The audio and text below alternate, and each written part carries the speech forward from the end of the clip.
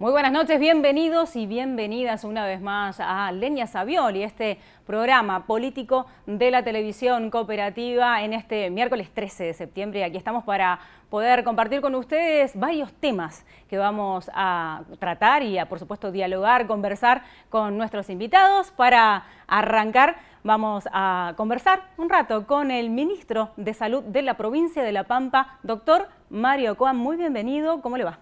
Hola, mucho gusto, ¿cómo están? Un placer que esté aquí con nosotros, por supuesto, para hablar de varios temas. Con usted no, estuve en este lugar hace ya mucho tiempo, sí. Sí, lo hemos entrevistado varias veces. Sí, pero en el lugar digo.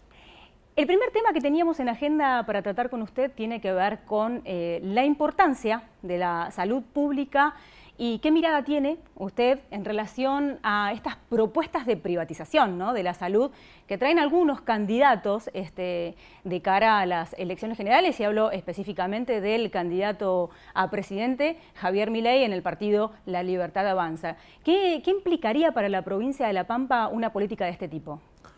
Bueno, en particular yo creo que es un debate que surge a partir de grandes títulos, ¿no? Entonces, a veces es difícil hacer un análisis sensato y prudente de lo que se propone, pero habida cuenta que se tiran títulos, uno puede mencionar precisamente qué opinión tiene sobre los títulos que arrojan para el debate.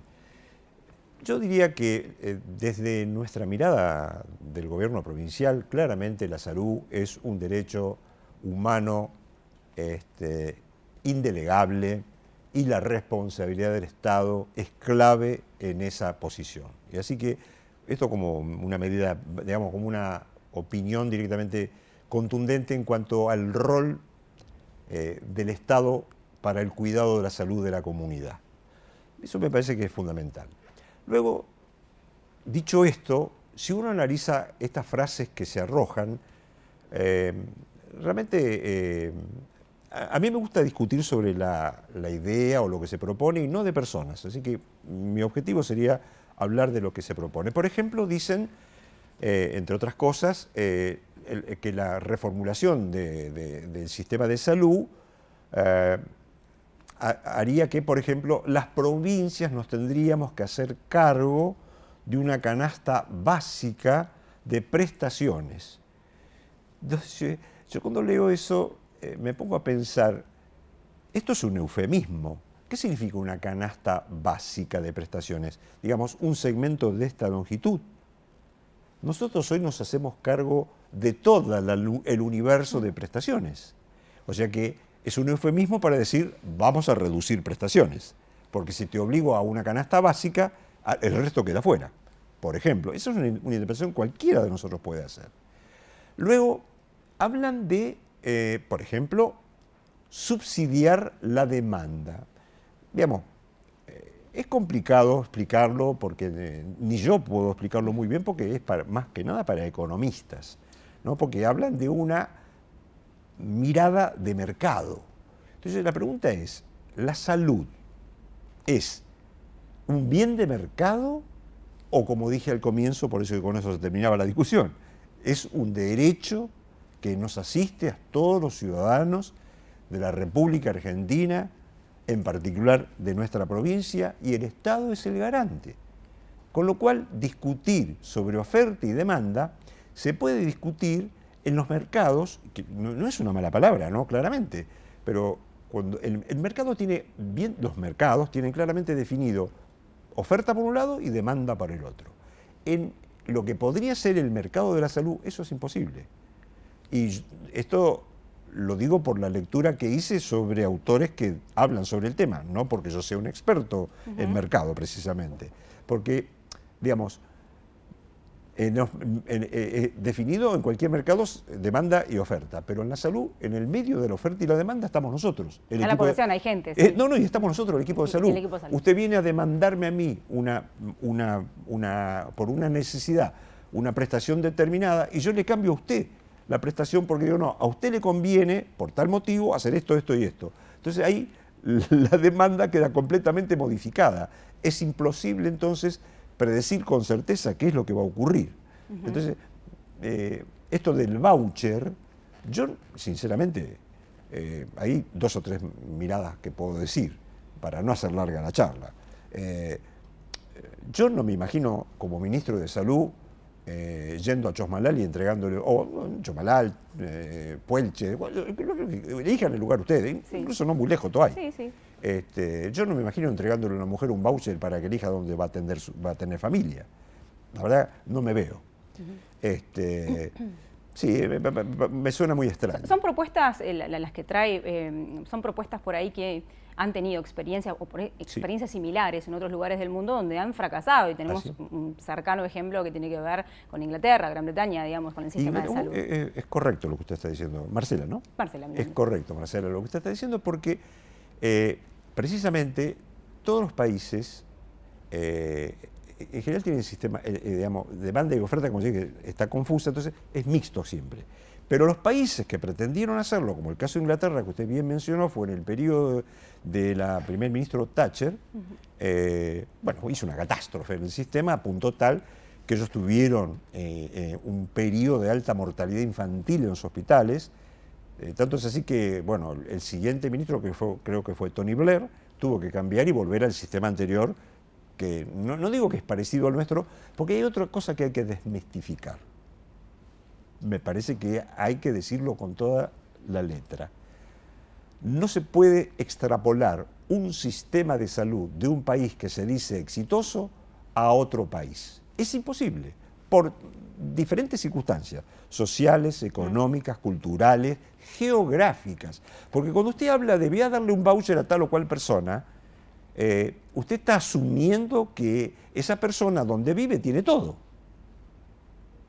Imposible. Esa era una pregunta que le iba a hacer. Bueno. Digo, en la provincia de La Pampa, digo, con un sistema que proponga esto, ¿no? El voucher, la privatización, ¿cómo sería la realidad de aquellos ciudadanos y ciudadanas de las localidades más remotas de la provincia de La Pampa? Lo escuchábamos el otro día a Gustavo Vera hablar de esto, y que él no se imaginaba a un privado yendo a prestar servicio a, bueno, Chosmalal, a los pueblos del oeste, por ejemplo, que tienen poca densidad poblacional y que tienen dificultad de acceso en cuanto a caminos, a llegar a las localidades. Así es. Digamos, para no ser repetitivos, porque lo que dijo Gustavo yo comparto completamente, porque trabajamos juntos por esto, ¿no? En esta mirada que tenemos tan clara en ese sentido para nosotros, ¿no? No merece mucho debate.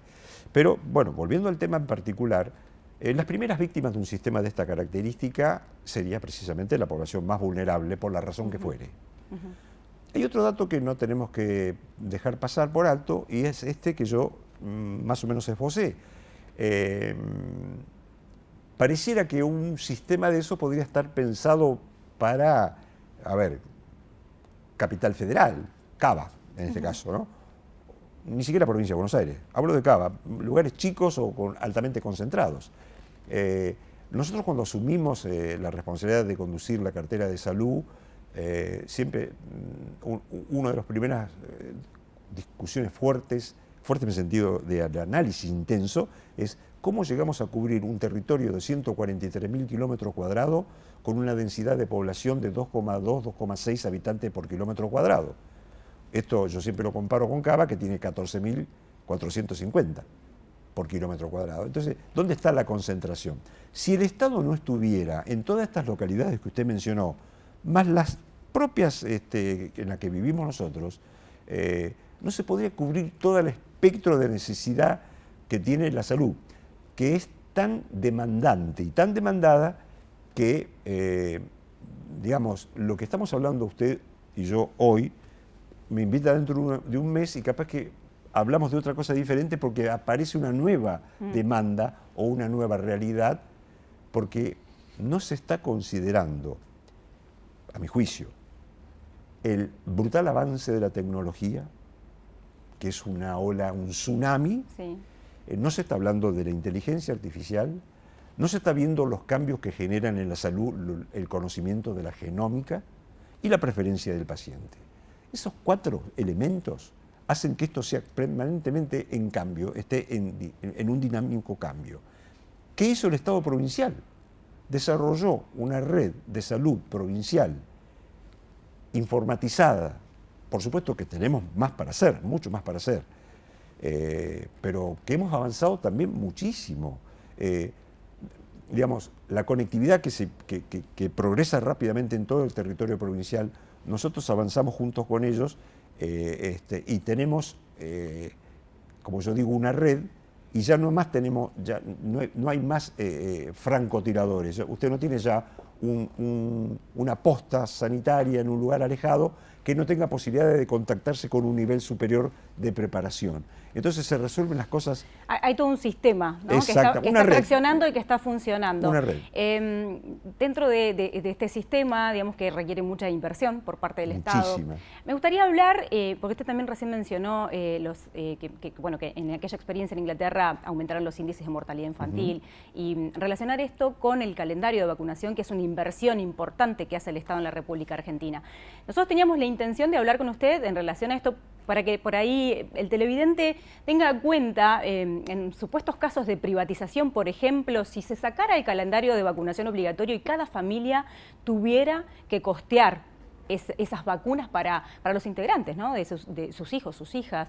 ¿Ustedes tienen un valor estimado de cuánto eso implicaría en el bolsillo de una familia? Yo diría que es imposible estimarlo. Imposible. Por lo menos para mí.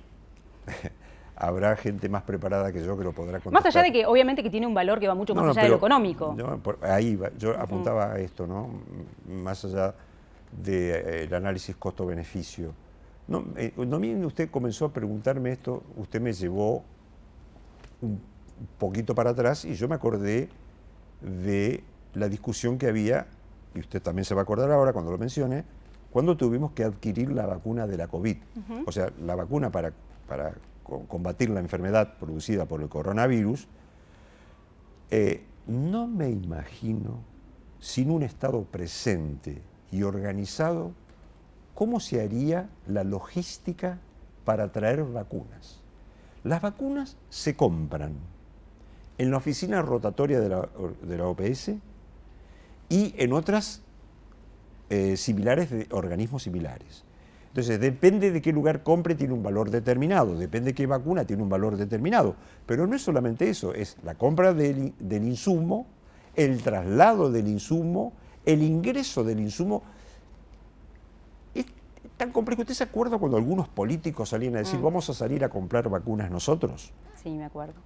Que nuestro gobernador se enojó mucho, me acuerdo, porque dijo, pongamos la que tenemos y no andemos hablando de tonterías. Es imposible que un privado pueda ir a comprar vacunas. Usted no podría ir a la oficina rotatoria de la OPS a comprar vacunas. O sea, tiene que haber un Estado presente, una organización estatal que se ocupe de la terrible complejidad que significa adquirir la vacuna. Una vez que ingresa la vacuna, usted la tiene que distribuir por todo el territorio nacional.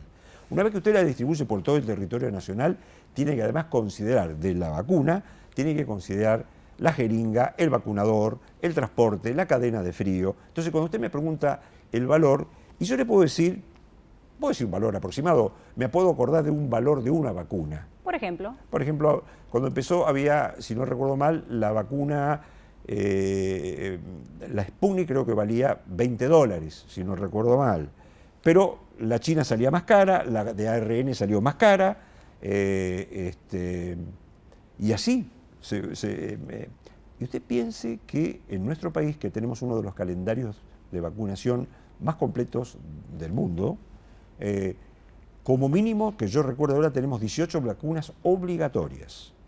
No me imagino a la gente comprando 18 vacunas, ojo, que a veces algunas son de 1, 2 o 3 aplicaciones. Sí. Entonces, yo no puedo imaginar eso, sinceramente, por más que usted me lo pida. Es invaluable. Yo tengo mucha imaginación, pero no me pida que imagine esto porque me parece que es imposible.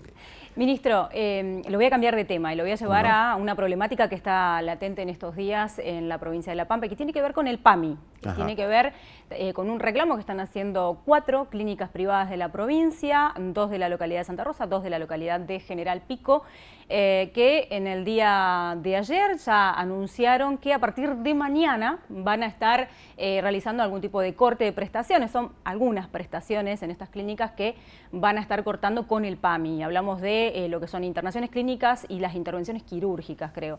¿Qué impacto puede tener esto en el sector público, teniendo en cuenta que Por ejemplo, en Pico, por lo menos en Pico, son las 2 únicas clínicas privadas que hay y obviamente jubilados que tienen esta obra social, el PAMI, van a tener la necesidad de volcarse a la atención en salud pública. También puede suceder lo mismo en la ciudad de Santa Rosa, porque obviamente al no estar disponible 2 clínicas puede llegar a volcarse un importante número de la comunidad, digamos, de jubilados hacia el sector público y sobre todo teniendo en cuenta que el PAMI anunció esta mañana que no les va a permitir, ¿no?, la prestación ambulatoria, porque sería como, van a generar ellos, dice la titular del PAMI hoy, van a generar desde estas clínicas quizá la necesidad de prestaciones que después no van a poder cubrir y va a ser como medio complicado. Entonces, no van a tener prestación en estas clínicas. Los jubilados de PAMI se pueden volcar a la salud pública. De hecho,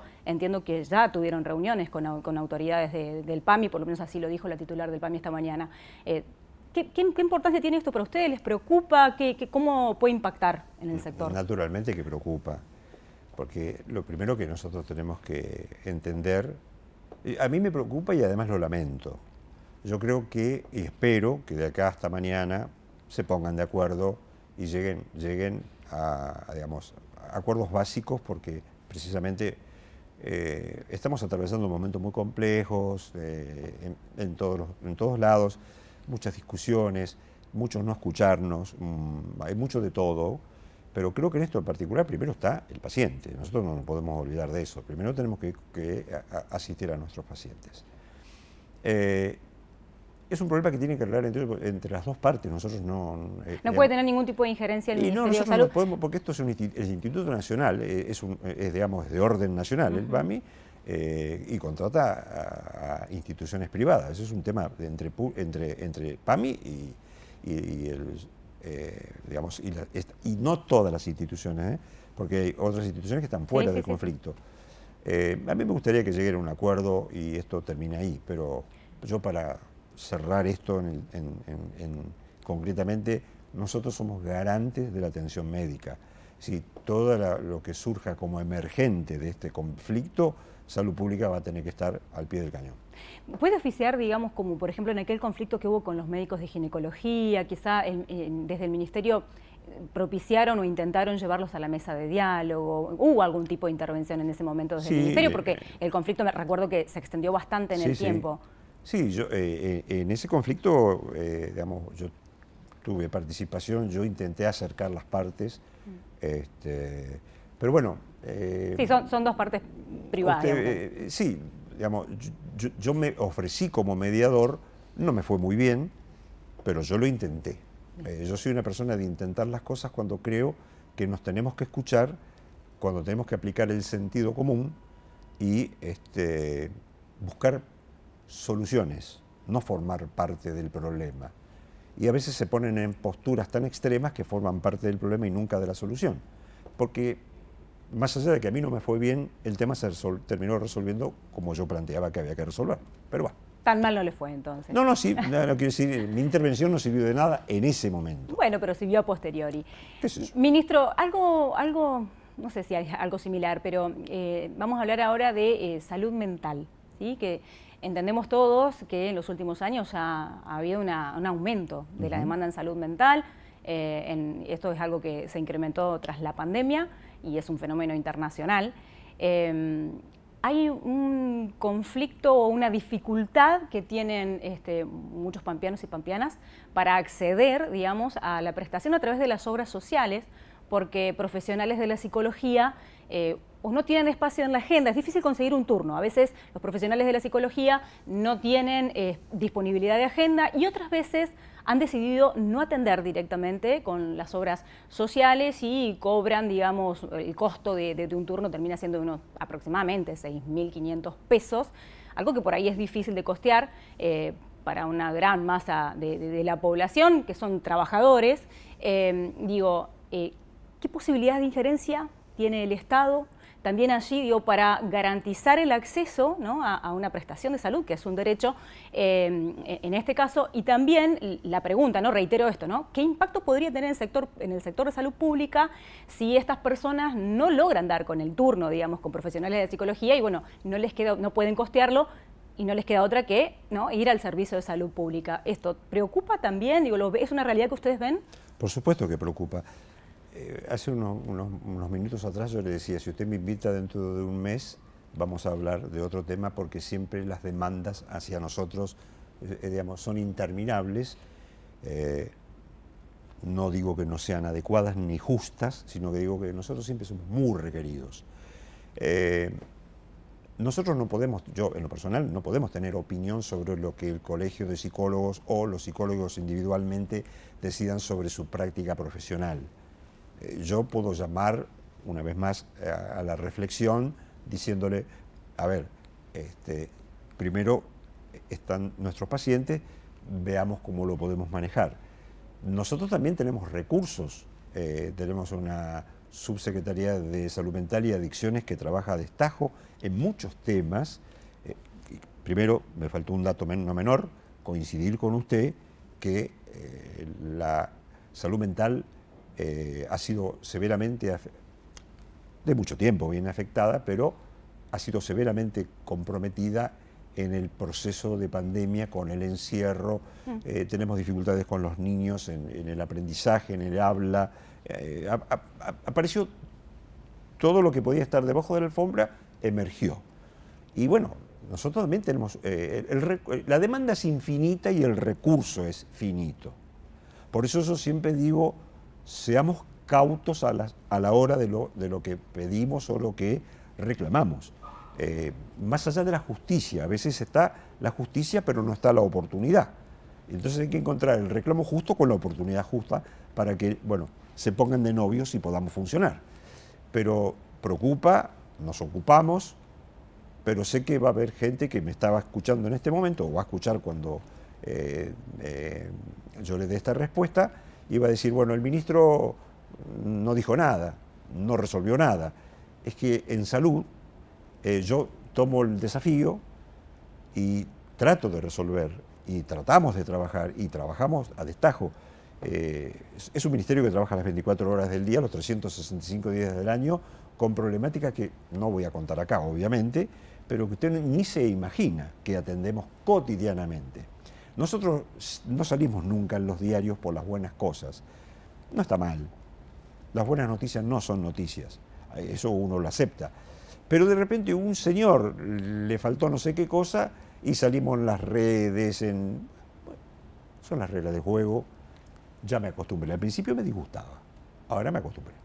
Le consulto, ministro, en este riesgo, en esta posibilidad, digamos, de que aumente la demanda en salud pública ante esta situación, ¿está en condiciones el sector de salud mental de la provincia de afrontarlo?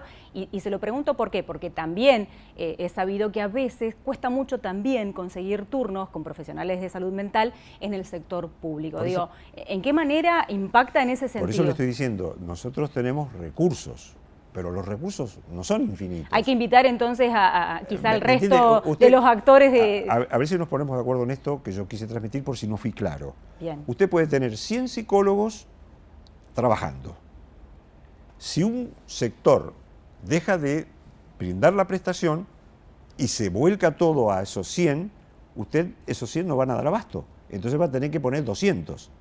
Y cuando usted pone 200, vuelve a pasar lo mismo. Esto es una cadena sin fin. Por eso yo trato de explicar que no me estoy excusando ni estoy dando excusas. Nosotros conocemos el problema, intentamos resolverlo y trabajamos en la problemática. Y es una constante. Porque esto que usted me plantea hoy, insisto, tráigame la semana que viene y va a ver que vamos a hablar de otro tema. Seguramente. Y también va a haber una demanda no satisfecha. Seguramente. Quizá, digamos, hay que invitar a todos los actores que intervienen, ¿no?, en lo que es salud mental en este caso, que estamos hablando, sí, para aportar cada uno el granito de arena y dejar un poco de lado los intereses. Sobre todo porque yo a usted le puedo contestar en términos generales que tienen que ver con la información que manejo de todas las áreas del ministerio. Entonces yo de repente doy una información general o puedo dar una orientación o una mirada política de cómo estamos trabajando, pero puntualmente, por ahí no le puedo dar la mejor respuesta, pero usted invita al subsecretario de Salud Mental y Adicciones y le va a dar todas las precisiones que usted requiera, porque es el que está al frente del combate. Lo vamos a consultar entonces me parece una buena seguramente idea. a Malgá. A Martín. Último tema que quiero hablar con usted y tiene que ver con la relación con trabajadores y trabajadoras de salud pública. Y en los últimos días, trabajadores y trabajadoras que están nucleados en ATE se declararon en estado de alerta y movilización y planean una jornada de lucha para el próximo 21 de septiembre. Lo que denuncian es incumplimiento de aquel acuerdo al que se había llegado por el pase a planta de trabajadores y trabajadoras que se los conoce como aquellos que fueron incorporados en la época de la pandemia y también luego hubo alguna incorporación de un número más, que eran trabajadores y trabajadoras monotributistas, que hacía por ahí muchos años que prestaban el servicio en el sector de salud pública. ¿Cómo está eso? ¿Cómo está esa gestión? Me gustaría saber, digamos, desde el Ministerio de Salud, ¿cómo lo están manejando? A ver, yo, con todo el respeto que me merecen cualquier organización sindical, no voy a opinar al respecto, pero sí quiero dejar aclarado algunas cuestiones. Que nadie se suba a un reclamo que nunca debió haber existido, que nadie después diga que los nombramientos de tales trabajadores surgieron porque nosotros presionamos para que eso ocurra, que nadie diga eso. Por favor, yo no quiero discutir en vano ni discutir sandeces. El señor gobernador de la provincia de La Pampa, en la Cámara de Diputados, en la sesión ordinaria de apertura, mencionó este premio de reconocimiento a casi 1.400 trabajadores, casi 1.400 familias. Es una decisión tomada por el señor gobernador. Los procedimientos administrativos, eso sí les tengo que pedir a los que me están escuchando, que por favor, si falta algún papel, lo arrime, porque los documentos hay que cumplimentarlos. La ley que fija que todos los trabajadores que trabajaron en pandemia van a ingresar a planta permanente es inamovible. Y esto no es mérito de nadie más que una decisión política de nuestro gobernador. Punto y aparte. Acá no hay presión gremial, no hay nada. ¿Se están dando esos Absolutamente. Estamos demorando lo que demora el sistema.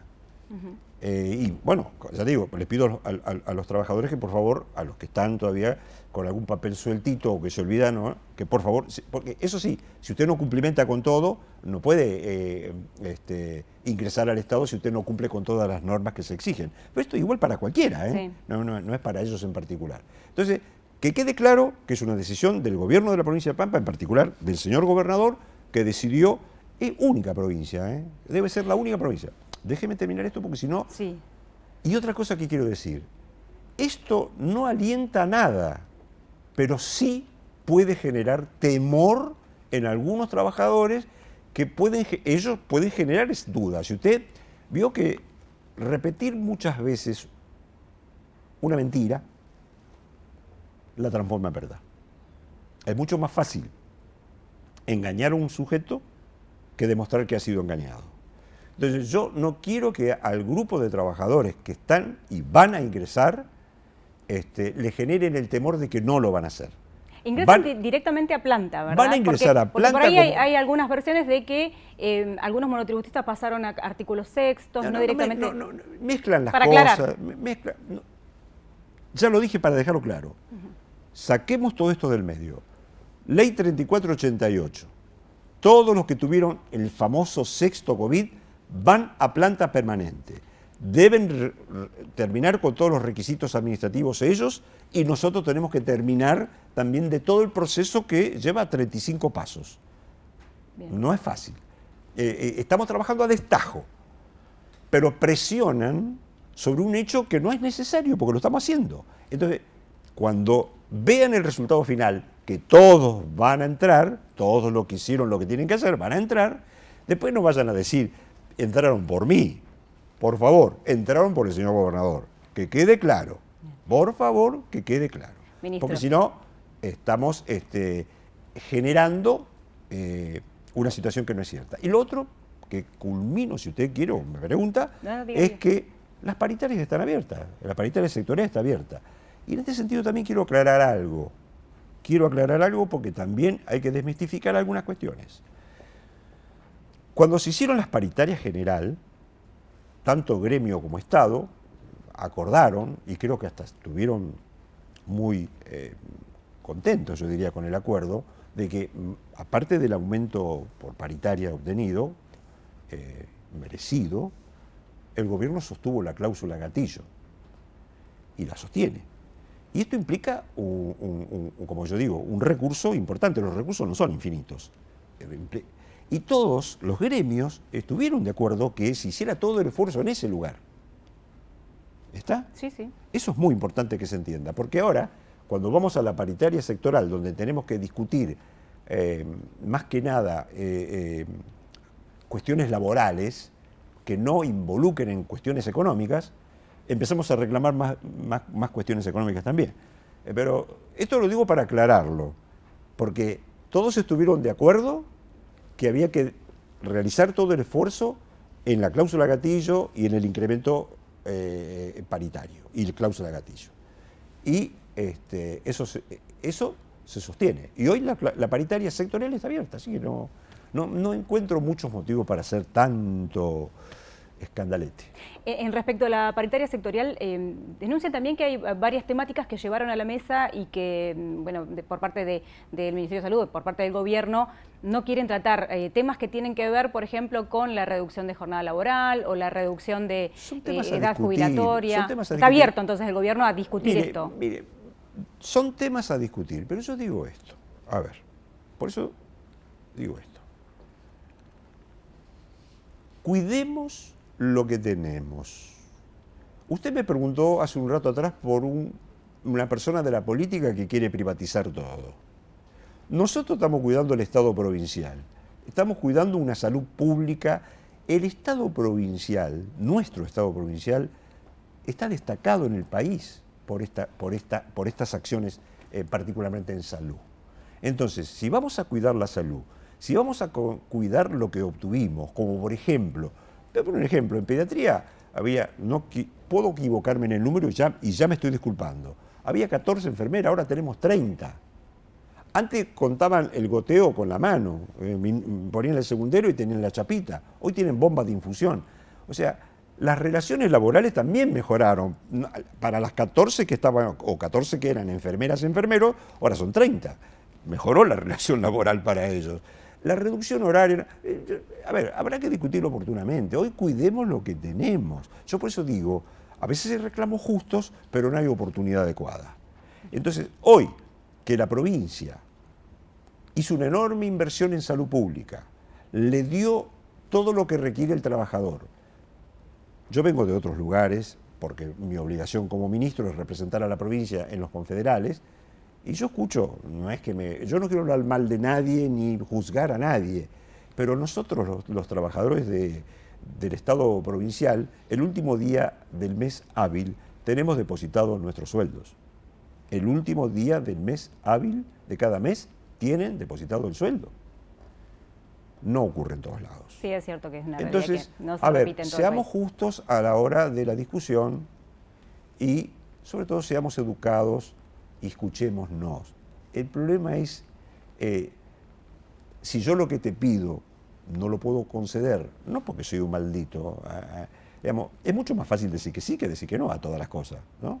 Pero si yo no lo puedo conceder, habrá alguna razón de peso. Hay que considerar eso. Bien. Ministro, le agradecemos mucho por haber venido, por supuesto un placer hablar con usted de varios temas que tratamos y seguramente lo volveremos a entrevistar no muy lejano en el tiempo, esperemos que así sea. Bueno, ¿sí? Muchas gracias. No, al contrario, yo le agradezco a usted y le agradezco la paciencia, pues si me explayé demasiado, pero bueno. A veces hay que ser claro. Yo trato de ser lo más claro posible y no escabullir a ningún reclamo, pero también tenemos que ser sensatos y mirar lo que pasa en el país.